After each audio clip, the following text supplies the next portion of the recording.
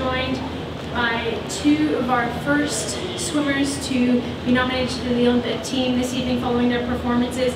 Kieran in the men's 400-meter freestyle and Kalisz in the men's 400-meter IM. Also, all to my left, all the way to the end of the table, Kalish's coach Jack Baurle, who's here to answer some questions as well.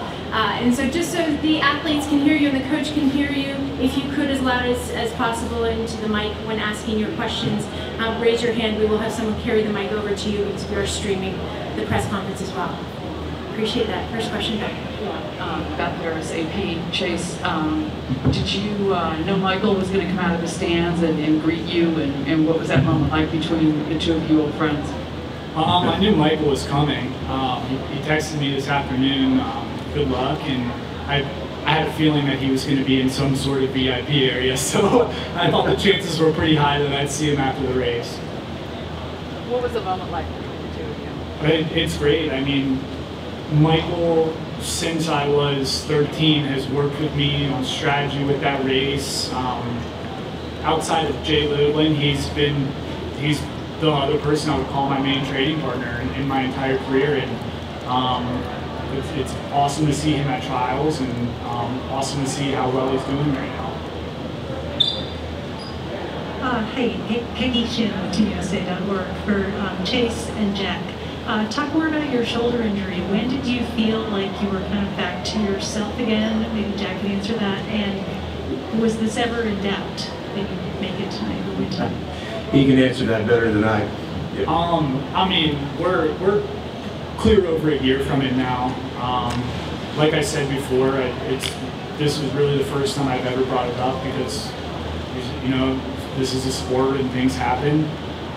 But I think, what was it, SECs was the first time that we started training for right after 2018, early 2019.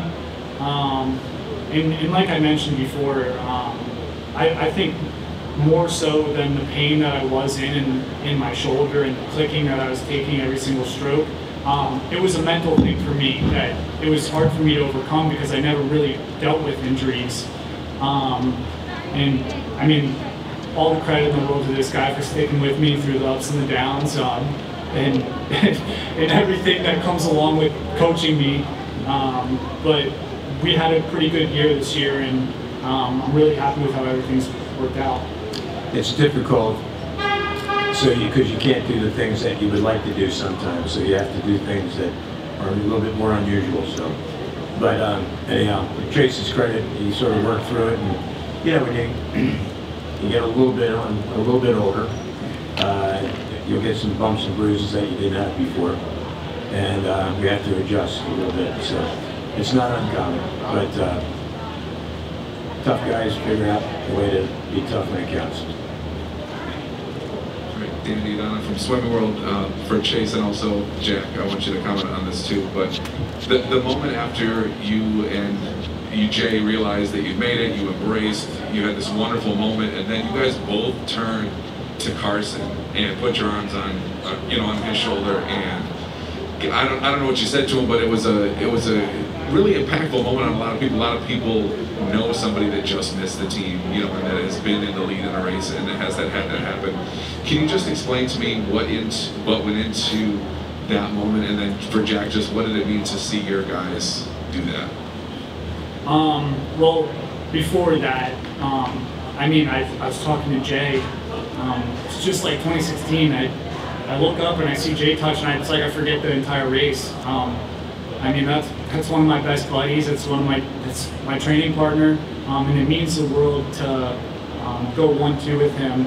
As far as Carson has nothing to worry about. He's one of the most talented kids that I've come across. He's clearly got 3 strokes that are better than me. I think that he just kind of needs to, as he gets older, really kind of re-strategize how his race goes. I was really lucky to have Michael in my upbringing kind of go over those things, and the 4M is the ultimate race where that counts more than really who's better at what stroke. I think he's right there. I think he has a bright future. I'd probably say that was probably my last 4 a.m. At trials. Never want to count anything out, but I don't see myself doing it when I'm 30. So I think Carson has a bright future, and I think he's doing a lot of things right. Now to answer your question, I was proud of these guys because after I watched what happened, saw the 1-2. Obviously, I was elated, but like any coach, you watch your athletes and how they act immediately after. And I was proud that they went over to Carson and did what they did. It was a pretty neat moment. It was a powerful times, and so there's just a lot of respect for people who go up and down the pool. It's a hard race, it's a difficult race, but to their credit, they did that. But it's not like what I would, you like to expect it, but you love it when it happens, and because it's spontaneous, and when things happen like that, that's when it's best. A two-part question for Chase, following on your last answer. At the age that you are now, Michael had to be brought kicking and screaming to the blocks for the 400 IM.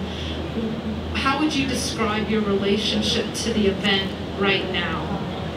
I mean, it's always going to be my baby. As much as I try to tell myself I'm a 200 IMer and I can do 200 to stroke, which I have been fairly successful with in the past. I will point out my first world title was the 2 IM, not the 4 IM. Might have followed 4 days later, but that's just because the events were scheduled. But I mean, I think since I kind of overcame my shoulder injury, especially this year, I've more so embraced that event. Like I said, I don't know how much longer I'll be doing it. And I went in today, I didn't really have nerves like I usually do at big meets. I think it was more so excitement. I mean, I get to the pool pretty early to stretch and do my prehab. And I'm just sitting there, I couldn't wait to get in the warm-up pool. And I'm sitting in the ready room with it was more excitement than nerves. And that's hard to do in the 4 IM. It's hard to have those feelings for that type of race, and I've had it both ways. So I'm very much looking forward to doing one more in Tokyo, and we'll see where we go from there. And then how often do you communicate with text with Michael, and what do you gain from those communications? Yeah, we talk every once in a while. Michael's very supportive of everything I do. He'll give me a kick in the ass if I need it, and sometimes I certainly need it. So Michael really has been like an older brother figure to me in my life since a very, very young age. I mean, I remember interacting with Michael since I was 6 years old. Here we are 21 years later. So having Michael in my life, it's very meaningful. For Kieran, take me through that race tonight and kind of how you're feeling now after the race, what this does for just your confidence in yourself, especially heading into that 200 free, and just what it means to be on the Olympic team. Yeah, this was my first tapered long course 400 in probably since high school. So it was really good to have a really big drop. I think I'm capable of a little bit more. I took out the first 200 the way I wanted to. It felt pretty comfortable, but the third to last 50 and the second last 50 were 29, just a little too slow for the world stage. And yeah, I think with that opening speed that we had today, it'll bear well for the 200 following for the next couple days. Oh, yeah, I'm pretty confident for tomorrow. I think I'll sleep pretty well tonight. And, you know, the 200 is all about, I've never done a meet with prelim, semis, and finals, so I'll just be going one race at a time, trying to get through to the next advancement. The first person or second person, I don't know who it was, after your race that you hugged was Caleb Dressel, and I don't know how much you guys trained together with the pros, but how special was that he was kind of one of the first people to embrace you, and how much do you guys help each other out at Florida, the pros and the amateurs? Yeah, we see each other in passing. We don't get to train as much as of right now together. But honestly, after I got out of the pool, I was just looking for some open arms to hug, and he was the first guy I saw. And it was a really cool moment. Thank you. Zachary Drace from Nuts and Bolts Sports. My question is for Kieran. What goes through your mind when you're up on that platform, given what's at stake here, obviously making the Olympic team? What goes through your mind? What keeps you focused as you go ahead into Tokyo? Leading up to the race, I was really nervous, but I just kind of had to tell myself that I belong here. I belong in the position that I put myself in. And going into Tokyo, I'll just have to think much of the same. Question for Kieran.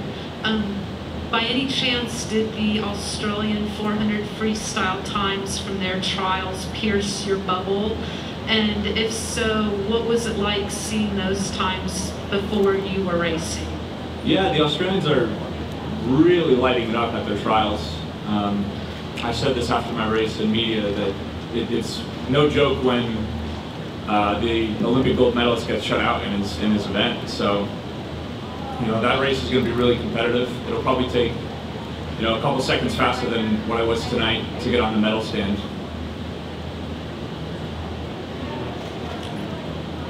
Yeah, for Kieran and Chase, what was it like having fans there tonight? I don't know, it's been a while for all of you guys, I would assume, right? That you've had any sort of crowds, and just what did that add to it tonight? Yeah, it was spectacular. I could hear the crowd on my breaststroke for sure, and I could definitely hear it on the freestyle. So I love that energy. I feed off that energy. I think a lot of us do, and I think it's great for our sport. I think everyone's welcoming, getting back to a little more normalcy as we kind of progress through this pandemic. So I was thrilled to have it. Yeah, same goes with me. Moving through the college season with SECs and NCAAs, just being the athletes, it carried its own type of energy, but this is, you know, the best kind of energy that I could hope for before a race. Hey Kieran, Megan Soyson from NBC for your, you said before the meet that you wanted to make sure that you put up a time that people around the world would kind of look at and say, who's this guy? Do you feel like you did that, or do you feel like you have a little more work to do heading into Tokyo? I think 344 right now is pretty good. I don't know where I rank in the world right now. Hopefully it's top 8, top 10, but you know, yeah, there's definitely a little bit more work to do. Like I said, the back half wasn't perfect. I probably have a little bit more to give on those third to last 50 and second to last 50. But yeah, I think once I get thrown into a tight race, I'll be able to do my best for Team USA.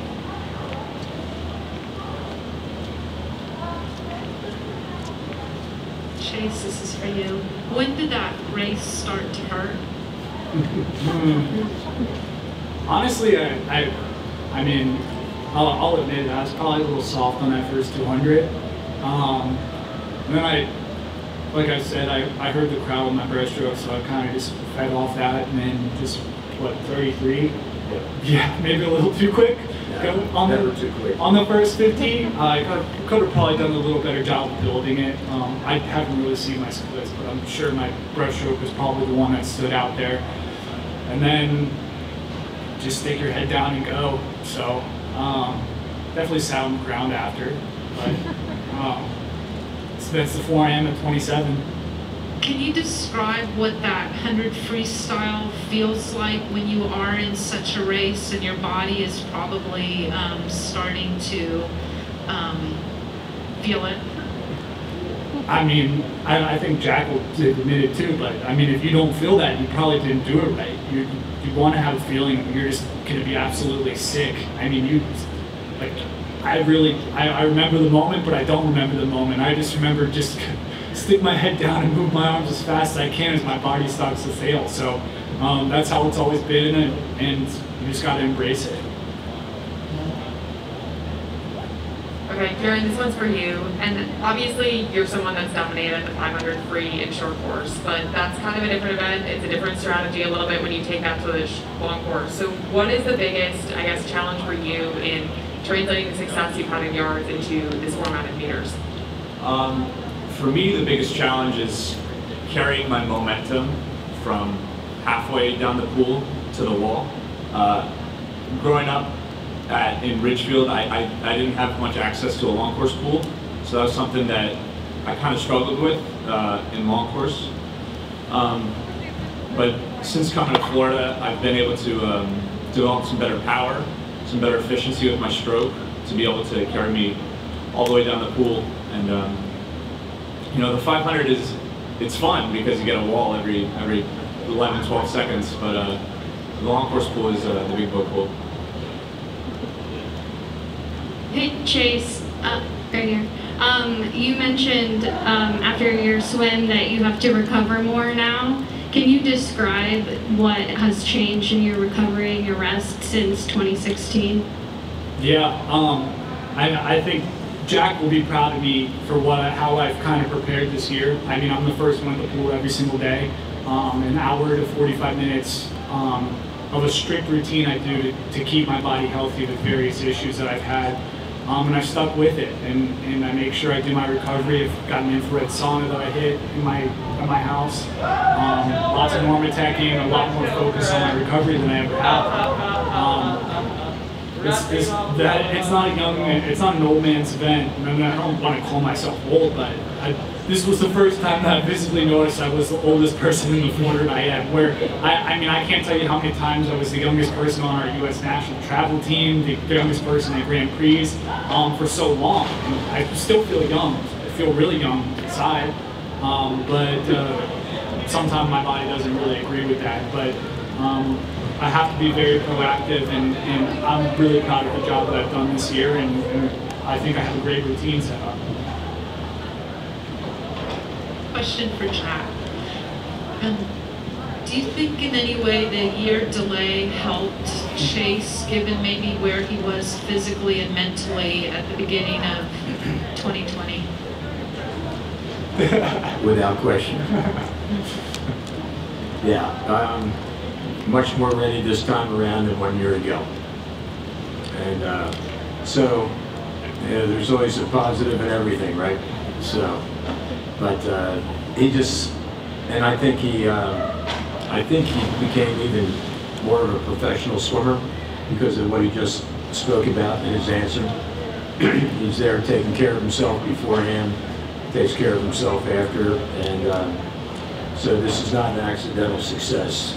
And now we have a new challenge after we walk out of here too. We need to get, we have the 200 IM coming up, and then after that we need to get faster. And you know, Kieran feels the same way, and Chase feels the same way. You know, this is great. And then now we got to get going. But to answer your question, for Chase, that worked out well. Hey Jack. And Jay also. Hey Jack. Right here. Copy. I just wanted to ask about Mel finishing third in that 400 IM tonight. Obviously, she always has a smile on her face. She's going to have a good attitude about it, but I know that's got to be tough after the success she had in that event. Yeah. Where is she right now, and how does she try and bounce back over the next couple of days? She'll bounce back. She'll do her best. She'll do whatever she's able to do. I was proud of her tonight. It's, you know, like, I mean, as Chase was saying, Mel's a 29-year-old 400 IMer. They're not a dime a dozen. And we're proud of that. And we're proud of her and how she's mentally tough. That's not easy stuff. And so, you know, we obviously, you know, we work a lot of 400 IM, and at that age, it's not easy stuff. But that was a tough race.